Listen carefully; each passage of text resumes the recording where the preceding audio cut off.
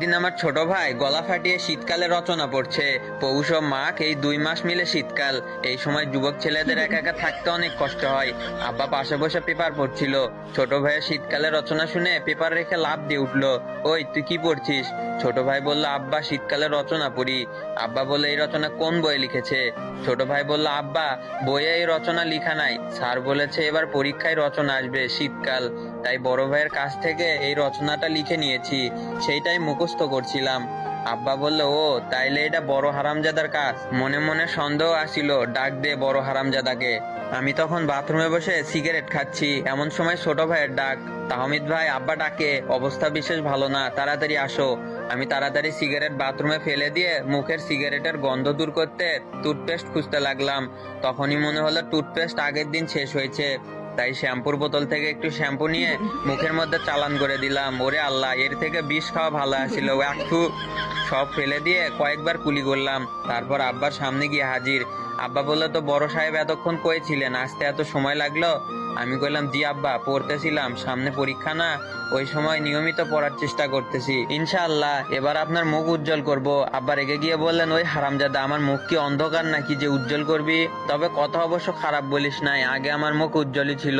তুই যখন এসএসসিতে 2 বার আর এই এসএসসিতে 3 বার ফেল মারছিস, তখনই মুখ কালো হয়ে গিয়েছে। এবার আর মুখ উজ্জ্বল করার দরকার নাই বাবা।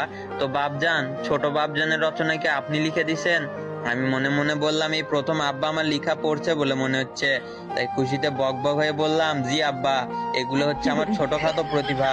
ছোট ভাই রচনা লিখে চেয়েছে, তাই না করতে পারিনি, লিখে দিয়েছি। আব্বাই বলল, তো আব্বাজান কি কি লিখছেন একটু পড়ে শোনান। আমি ছোট ভাইয়ের খাতা নিয়ে পড়া শুরু করলাম। পৌষ ও মাঘ মাস এই 2 মাস মিলে শীতকাল। এই সময় যুবক ছেলেদের একা একা থাকতে কষ্ট হয়। এই লাইন পড়ে চুপ করে আছি। আব্বা চোখ বড় বড় কইরা কইল, থামলি কেন, পর পর। আমি আবার শুরু হইলাম। এই সময় রাতে অনেক শীত পড়ে, রাতের বেলা একা একা থাকা খুবই কষ্টসাধ্য, হাত পা ঠান্ডায় বরফ হয়ে আসে। বাংলাদেশের এক গবেষণায় দেখা গিয়েছে যে এই ঋতুতে বাংলাদেশে বিয়ের হার প্রচুর পরিমাণে বেড়ে যায়। তাই বাংলাদেশের বিখ্যাত অনেক লেখক এই ঋতুকে বিয়ের ঋতু বলে আখ্যায়িত করেছেন। বিয়ের ঋতু নিয়ে রবীন্দ্রনাথ লিখেছেন, আমারও পরানো যাহা চাই, বিয়েরও ঋতু তাই, বিয়েরও ঋতু তাই গো। কাজী নজরুল ইসলাম লিখেছেন, আমি সব ভেঙে ফেলে করব চুরমার, কেন বিয়ের ঋতু পৃথিবীতে আসে অনেক দিন পর পর। গবেষকরা আরো বলেছেন যে বাংলাদেশের জনসংখ্যা বাড়তে এই ঋতুর বিশেষ অবদান আছে, যা বাংলাদেশের অন্যান্য জন্মহার কম দেশের কাছে ঈর্ষণীয়। আব্বা একটু শোনার পরে বুক ধরে ফ্লোরে বসে গেলেন। আমি বললাম, আরো বলবো আব্বা? আব্বা বললেন, যদি বাপকে জীবিত দেখতে চাস তাইলে এখানে এই রচনা পড়া বাদ দে। আমি বললাম, কেন আব্বা? এখানে তো প্রকৃত সত্যই তুলে